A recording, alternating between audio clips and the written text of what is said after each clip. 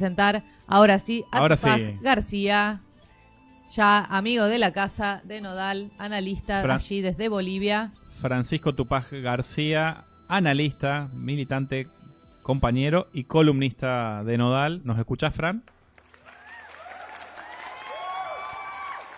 Buen día, ¿cómo estamos? ¿Qué tal esta mañana de lunes en Argentina? Un saludo a todo el equipo de Nodal y mil gracias por la posibilidad de estar aquí en vivo y de compartir los análisis de lo que viene pasando en Bolivia, que sin duda ha dejado un plot twist en todo el campo político boliviano.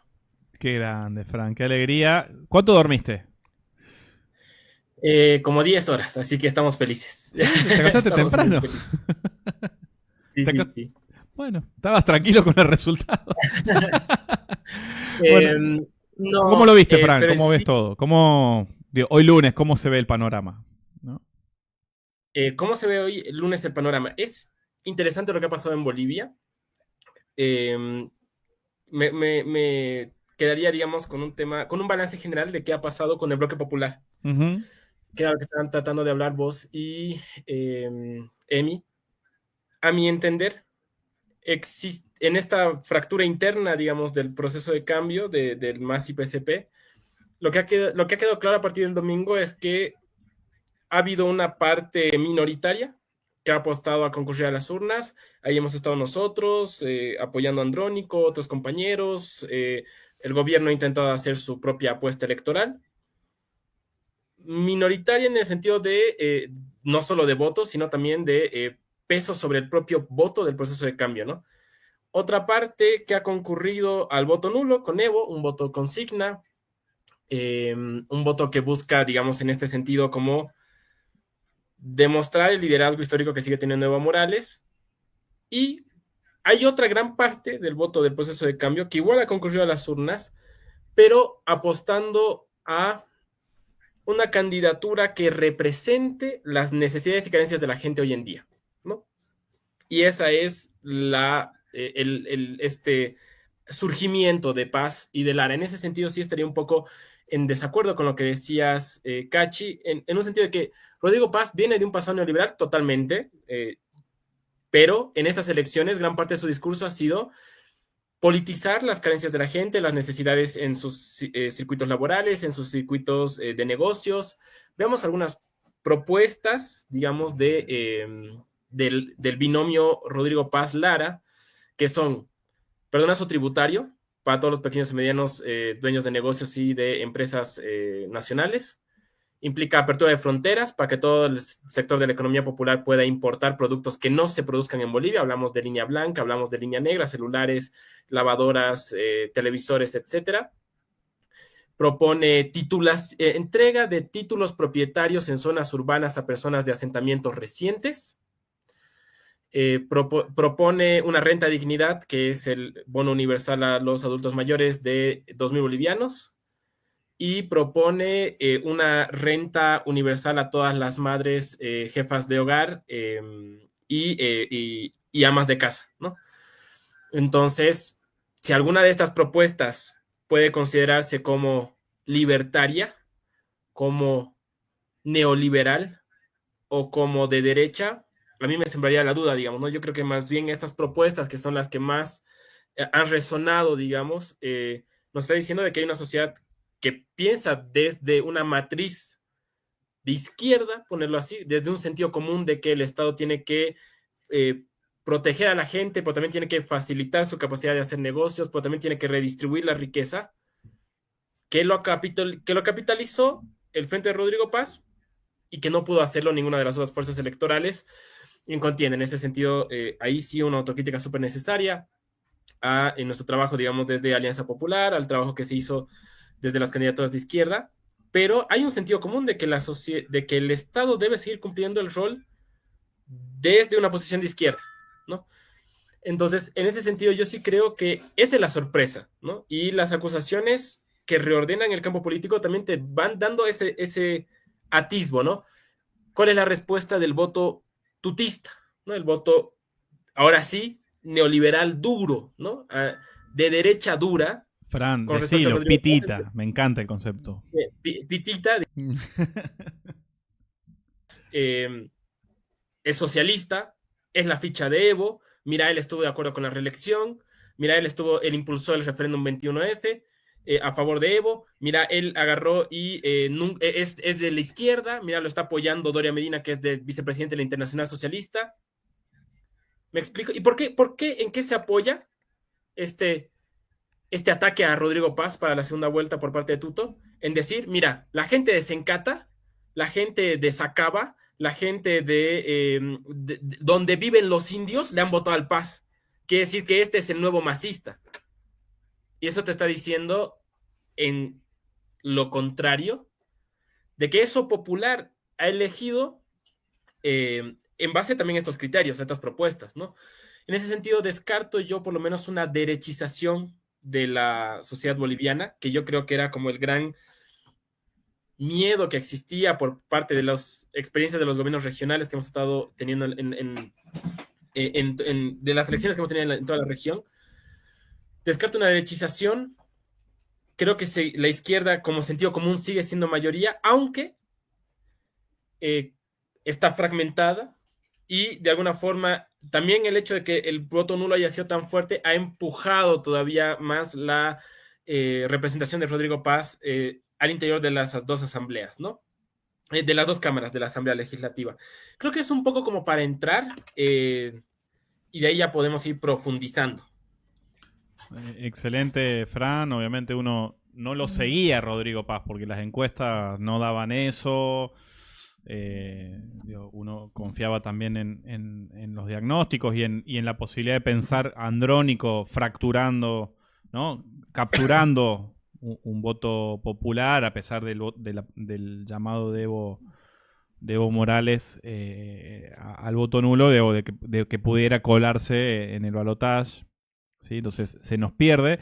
Sí, yo ayer escuchamos y podemos repasar algunas de las palabras, de opiniones de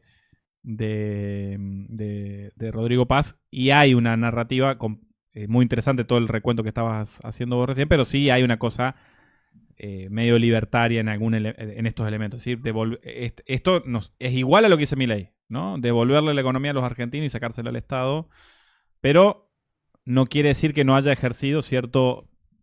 los norteamericanos hablan de populismo de derecha, ¿no? Para acaudillar al sentir popular, que es más de izquierda, digamos, ¿no? Un poco lo que estás diciendo, mal dicho de mi parte, pero un poco lo que estás diciendo vos. Ahora, mi primera pregunta es, Evo, ¿dónde se está posicionando? ¿Cómo se está parando? ¿Qué dicen las y los bolivianos? Digo, porque la verdad que en el campo de la izquierda política, ahora sí, ya es indudable que quien conduce es Evo, ¿no? Entonces, ¿qué está pasando? ¿Qué primeras reflexiones vos podés estar realizando en torno a esto? Lo primero, decías que quizás coincido con esa primera reflexión, todo lo que es la izquierda política, digamos, más organizada, menos organizada, va a tender a confluir a Evo. Habrá que ver qué hace Evo en ese sentido. Una cosa es organizar una serie de bloqueos contra Tuto, contra Doria. Una cosa es decir, bueno, vamos a bloquearlos a estos cuates que son el proyecto neoliberal en esencia, etcétera. Otra cosa bastante complicada es irte sobre un gobierno que ha sido posesionado por el Alto, ¿no? Que ha sido el voto de Rodrigo Paz, el 40% es del Departamento de La Paz. Y ese 40% la mayoría es periferias de La Paz, Ciudad del Alto, provincias de La Paz, ¿no? Entonces es un voto aymara, por decir algo, ¿no? En La Paz, Rodrigo Paz tiene 670,000 votos contra 350,000 de voto nulo, ¿no? Entonces, ahí sí tenemos es diferente, ¿no? Y yo creo que por eso también Evo va a ser mucho más cauto en ver qué es lo que hace Rodrigo Paz, porque una cosa es prometer todas estas cosas que yo he dicho durante la campaña, otra cosa es que eso tú puedas ejercerlo sin tocar los intereses de la élite de este país, ¿no? Y las salidas a la crisis son bastante dicotómicas, ¿no? O se ajusta a los de arriba o se ajusta a los de abajo, no hay muchos puntos medios, y los puntos medios suelen ser peor porque implican endeudamientos muy acelerados de las economías nacionales y de los estados. Entonces, Habrá que ver si Rodrigo Paz cumple lo que ha propuesto, por lo menos en campaña, o si elige aplicar la receta neoliberal clásica. El hacerlo o no va a ir decantando este posicionamiento de Evo con relación al gobierno, ¿no? Ahora bien, yo creo que igual Evo va a buscar de alguna forma tener una sigla electoral con la cual concurrir a las subnacionales. Recordemos que Bolivia enfrenta elecciones subnacionales en sus 9 departamentos, en sus, creo que son 150 municipios, una cuestión así, quizá un poquito más, a nivel nacional el año que viene, en más o menos mayo. Entonces, sin duda, los resultados que se muestran a favor de Evo pueden tratar de capitalizarse en una conquista de alcaldías, en una conquista de algunas gobernaciones importantes como quizás el departamento de Cochabamba. También es cierto que Bolivia no vota por partidos. Eso es súper importante de recordar para la gente que no vive en Bolivia. Una cosa son las elecciones subnacionales, otra cosa son las elecciones nacionales. El Evo ha ganado históricamente en las elecciones nacionales y ha perdido muchísimas alcaldías y gobernaciones, ¿no? Ahí no hay una linealidad del voto, ¿no? No es que Rodrigo Paz va a poder ganar, por ejemplo, la alcaldía del Alto o la gobernación de La Paz por el voto de Rodrigo Paz, ¿no? Habrá que ver qué candidato se lleva, habrá que ver qué figura se lleva, pero sin duda que este reordenamiento del campo político boliviano va a concluir cuando se terminen de dar las elecciones subnacionales y con eso tengamos la foto completa de presidente, asamblea legislativa, gobiernos provinciales y intendencias, ¿no? ¿Cuándo son Tupac? Recordanos a la comunidad. Tendría que ser en mayo de 2026, ¿no? Más o menos cerca de mayo de 2026. Claro, muy poco tiempo. La primera vuelta, sí, es súper acelerado. De hecho, en cuanto asuma el gobierno, quien gane la segunda vuelta, lo más probable es que el de las primeras cosas sea la aprobación de la ley para elecciones subnacionales, para que empiecen a correr todos los tiempos y marcos procesales, ¿no? Ahora bien, había un análisis interesante que sumaba, digamos, todo el voto de la izquierda unida, digamos, ¿no? Por decir algo, voto andrónico, Eduardo, nulos, y te daba cerca del 32% del país, ¿no?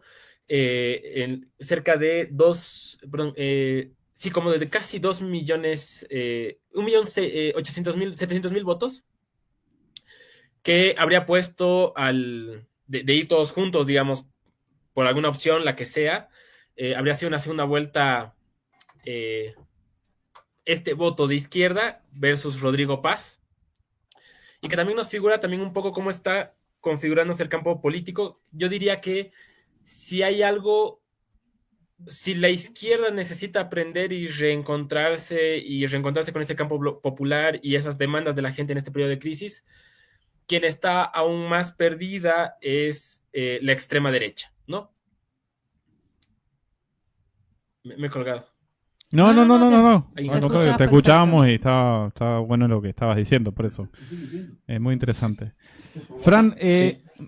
ayer un poco repasábamos con Catu Arconada y con Raúl García Linera, y Raúl en particular nos señalaba no tanto a Rodrigo Paz, ¿no? Hijo de Jaime Paz Zamora, presidente neoliberal, ¿no? De una traición política, porque entiendo que fue uno de los grandes líderes del MIR, ¿no? Del Movimiento de Izquierda Revolucionaria, que luego se convirtió en un partido de derecha. Pero Raúl García nos señalaba la figura del candidato vicepresidente de Rodrigo Paz. ¿Nos podrías caracterizar un poco a este personaje que un poco Raúl le atribuía esa labor política de articulación de las demandas del bloque popular paceño, sobre todo, ¿no? Detrás de la candidatura de Rodrigo Paz, ¿no? Y una figura que, si ya no es enigmática, nos era enigmática Rodrigo Paz, mucho más su candidato a vice.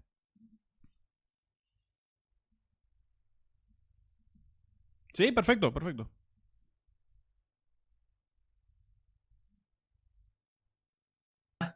Edman Lara en dos direcciones, ¿no?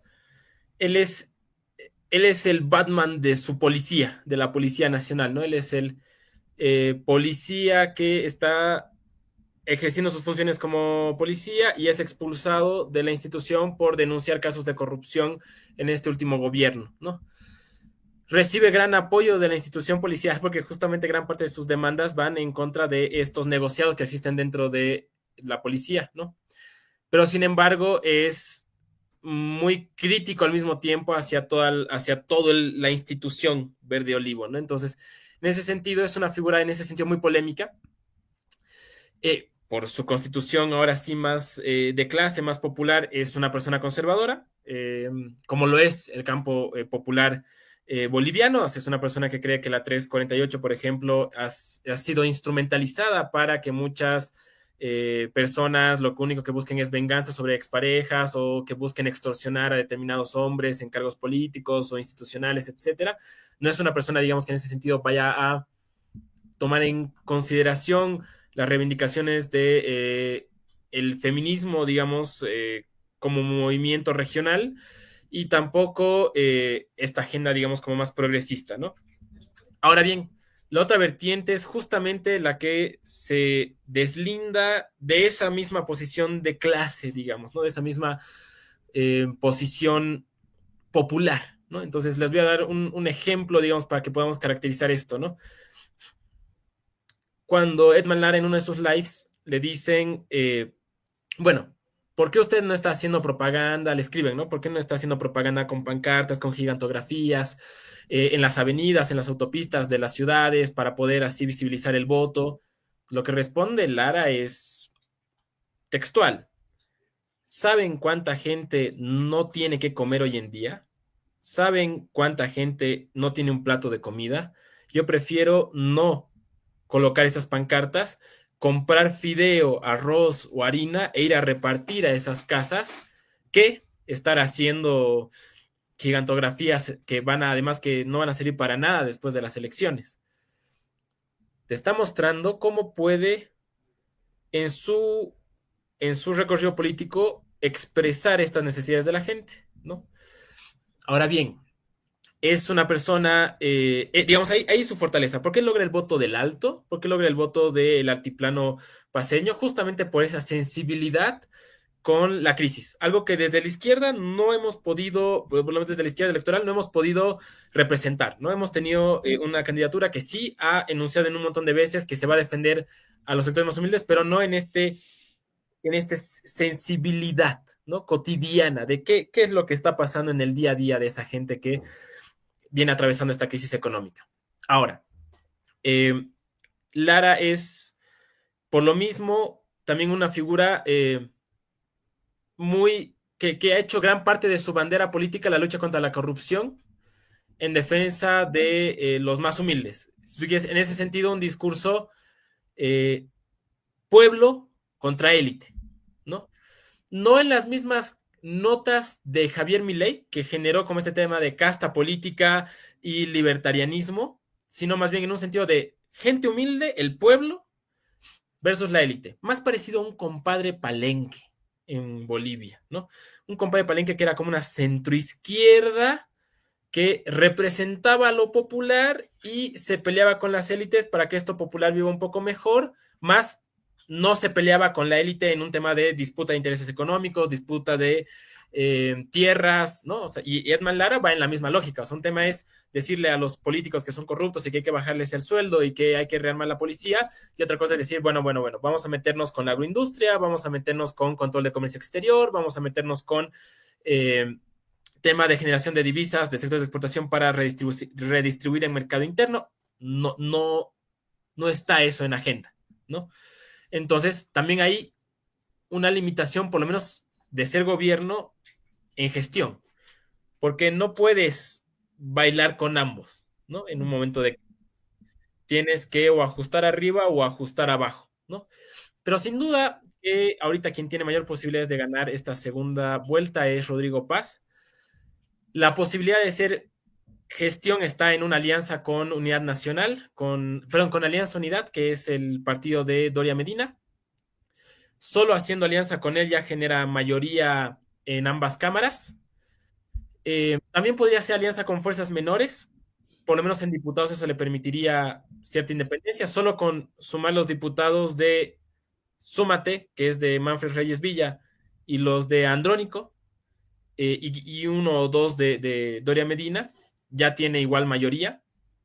Y en senadores sí o sí necesita un acuerdo con Doria Medina porque le faltan 4 senadores. Tiene 15 y necesita tener 19, porque son 30 la Cámara Alta Boliviana, ¿no? Entonces, yo lo caracterizaría por ahí a Edman Lara, y por favor, preferiría que en este tema de comparaciones regionales no tengamos la idea de decir, es un Javier Milei, porque no lo es, y tampoco es un Bukele, porque tampoco lo son.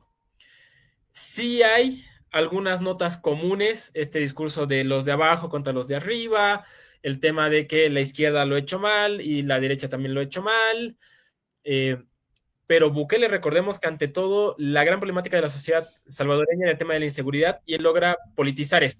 En el caso de Argentina, el tema de la inflación, el tema de la crisis económica y el tema de lo que iba desajustando esa inflación en los precios, en la vida cotidiana de la gente, es lo que termina capitalizando Javier Milei.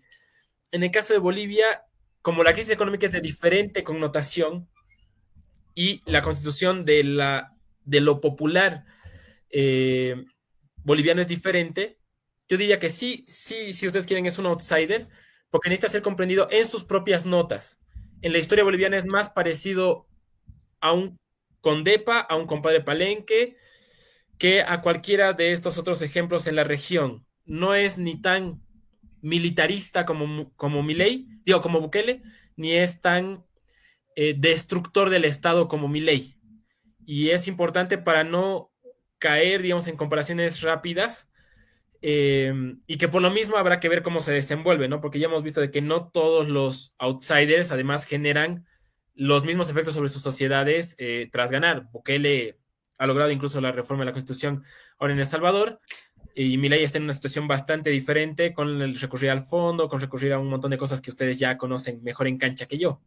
Y por lo Paz, tanto, una pregunta te hago. ¿Por qué sorprendió Paz Pereira? O sea, ¿qué pasó otra vez con las encuestas, con los análisis políticos? ¿Qué no vimos? ¿Qué no se vio? ¿Qué pasó? por derecha no se ha visto, ha habido un análisis equivocado, ¿no? El tema de decir, lo popular ya murió, el MAS está muerto, entonces todas las ideas de izquierda están muertas, entonces hay que enterrar el socialismo, entonces lo que necesitamos es ser Javier Milei, justamente, ¿no? Entonces, tú tenías a un tuto que decía cero Estado, chao ministerios, chao empresas públicas, todo se privatiza, libre mercado, y el error de la derecha ha sido subestimar, ¿no? A ese campo popular que sí ha dado un voto castigo profundo a la gestión de Luis Arce, a ciertas políticas y a cierta división interna del proceso de cambio, pero que no está dispuesto necesariamente a renunciar al modelo de redistribución de la riqueza, ¿no? Quiere adecuaciones, ¿no? No quiere renunciar al modelo. No ha dicho, chao, vámonos, volvamos a ser república. Por izquierda. Por izquierda lo que no hemos visto nosotros es, no hemos sido capaces de capitalizar la bronca que existe de la gente en su vida cotidiana por la crisis económica. Nuestra política ha sido una política narrativa de construir esperanza, o de ser resistencia, si ustedes quieren, como en los candidatos, de construir esperanza, de sembrar futuro, de que todo está mal pero va a mejorar en líneas generales, y por el lado del voto nulo de somos resistencia, somos oposición, vamos a combatir al siguiente gobierno.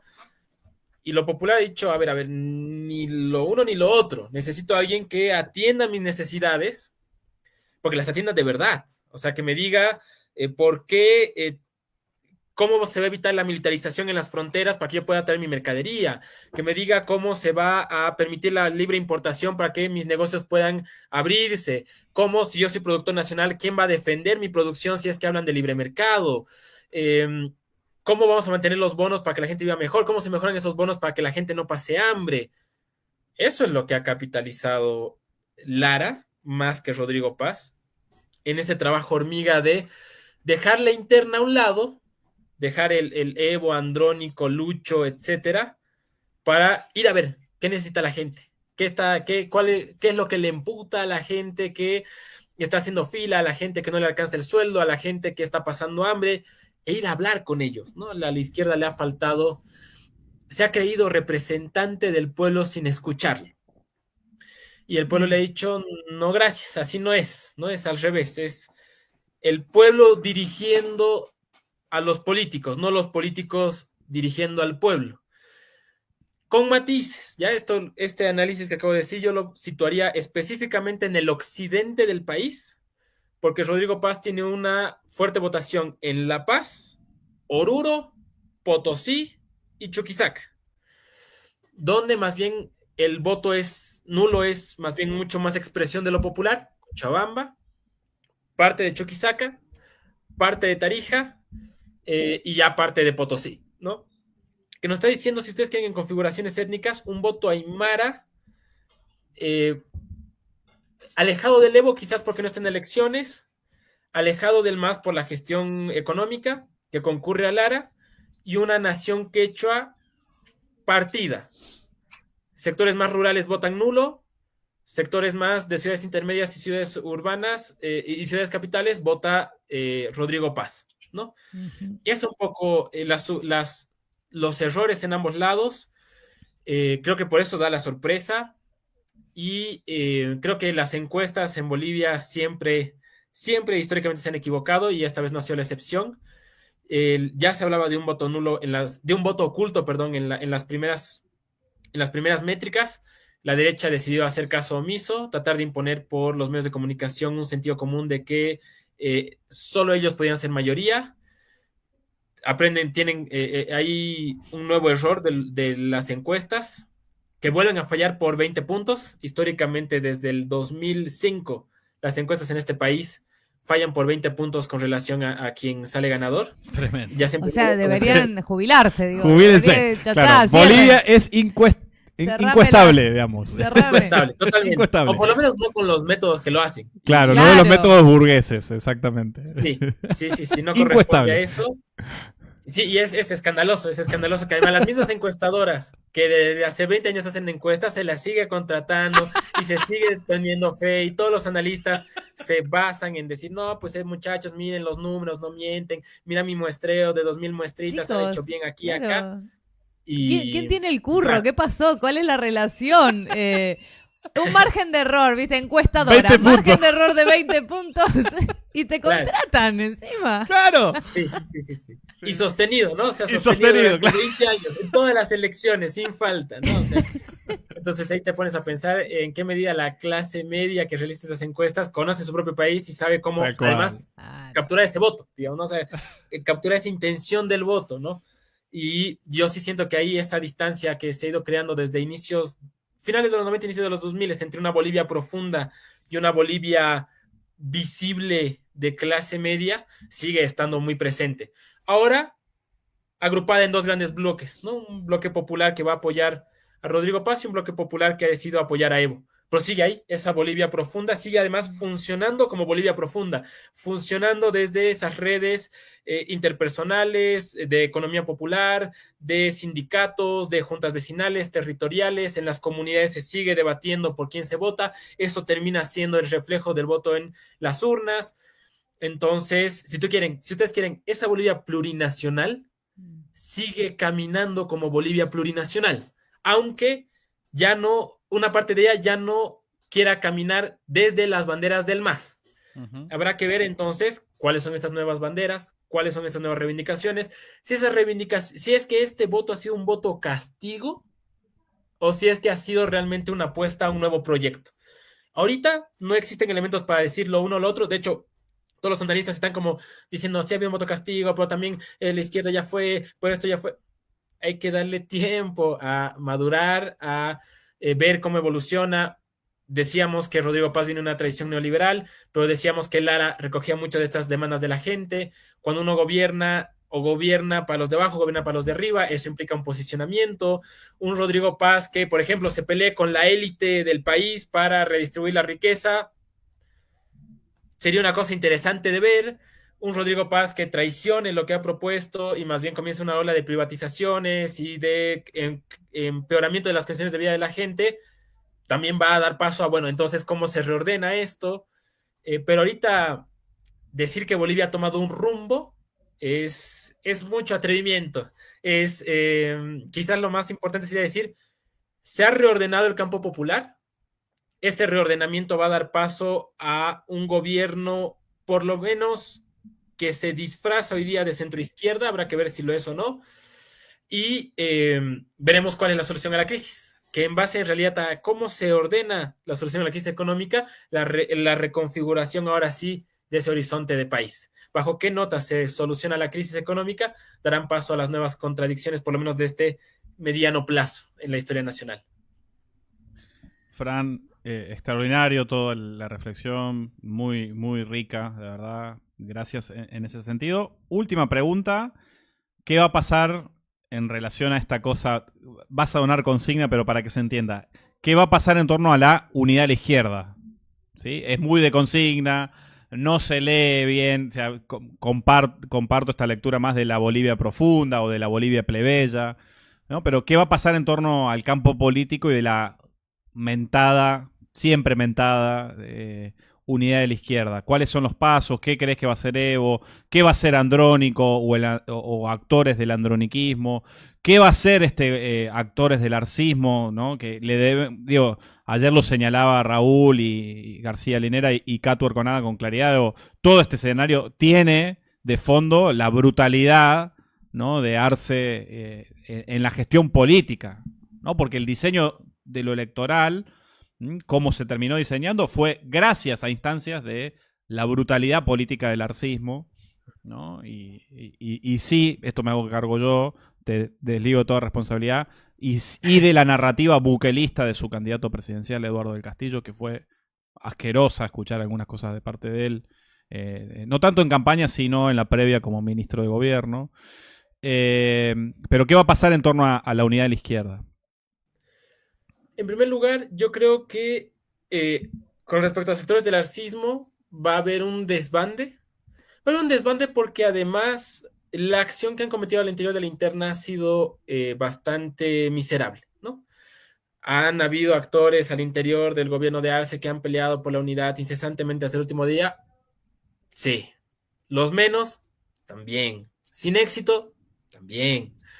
Entonces, lo que es la mayor parte de la estructura del arcismo que trató de volcarse a favor de Eduardo del Castillo, en mi opinión, van a quedar muy desarticulados. No sé si con la posibilidad de reincorporarse a una izquierda en un proceso de reunificación. No sé cómo un Eduardo del Castillo podría volver a ser parte de las filas de Evo Morales. Capaz el camino de esos muchachos es otro. Tendrán que ir buscando ellos cuál. Por parte del androniquismo, de lo que fue la apuesta a una salida electoral, creo que las autocríticas tendrán que ser justas y necesarias. Creo que también mucho del androniquismo, y lo decíamos la anterior vez que estuve aquí en Nodal, es un evismo que apuesta a una vía electoral. Nos van a paliar, nos van a chicotear en las filas evistas, pero poco a poco igual creo yo que vamos a ir juntándonos, ¿no? Nos van a... También tenemos que pagar, pues, derecho de piso por haber sido desobedientes, pero con toda la honestidad del mundo, yo sigo hoy con los resultados de hoy día creyendo de que la salida electoral es una salida fundamental dentro de la forma de que entiende la política el movimiento popular. Y más allá de que nos hayamos equivocado, no, más allá de que nos haya ido bien, nos haya ido mal, es importante entender que lo popular en Bolivia ha dicho vamos a las urnas, ¿no?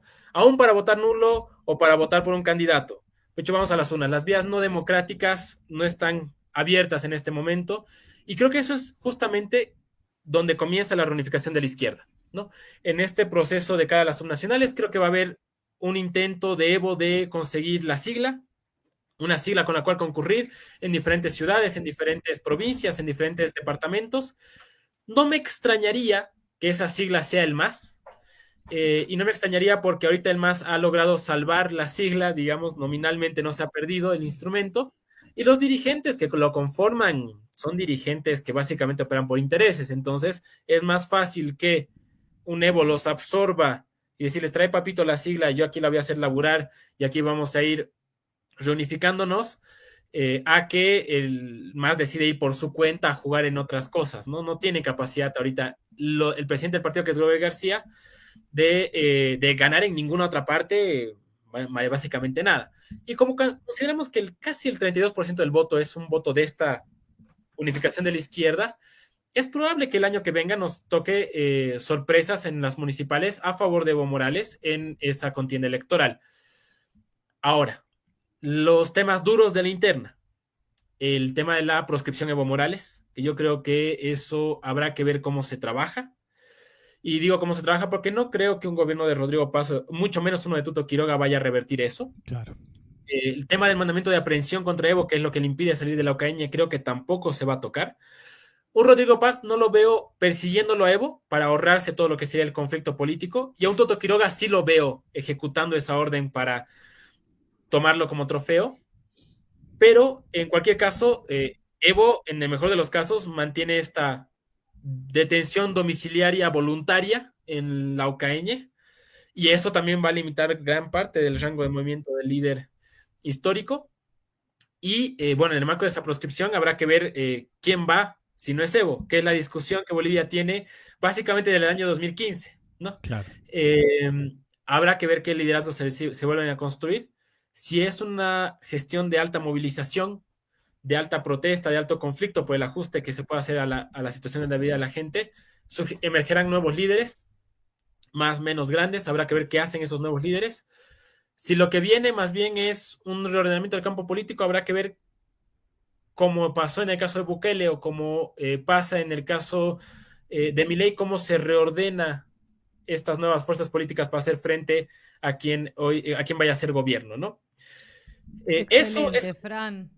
ABC de cosas por hacer. Espectacular. No, bueno, clarísimo, te agradecemos todo. Muchísimo Tupac García desde allí, desde Bolivia, bueno, contándonos. Esperamos el artículo, esperamos traducir toda esta reflexión en un artículo, ¿no? Así que nada, gracias, de verdad, un placer escucharte con tanta profundidad a tan pocas horas del resultado, ¿no?, de esta primera vuelta, así que gracias. Gracias Tupac y hasta la próxima. Hasta la próxima.